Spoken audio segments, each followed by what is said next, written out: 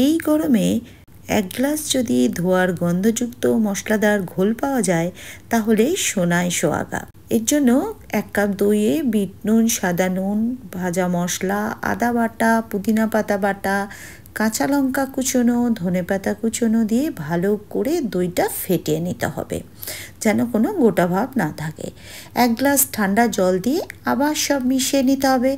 এবার ওই ঘোলের মধ্যে একটা খালি বাটি বসিয়ে তাতে একটা জ্বলন্ত কাঠকয়লা দিয়ে দিতে হবে 1/2 চামচ গোটা জিরে, পুদিনা পাতা বাটা আর সাদা তেল।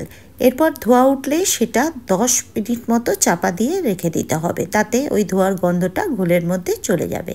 এদিকে গ্লাসটাকে সাজাবার জন্য ভাজা মশলার গুঁড়ো, মধু আর পুদিনা পাতা বাটা দিয়ে গ্লাসের মুখটা সাজিয়ে দিলাম। ওপর থেকে দিলাম বরফের টুকরো, মধু, পুদিনা পাতা আর ভাজা মশলার মিশ্রণটা।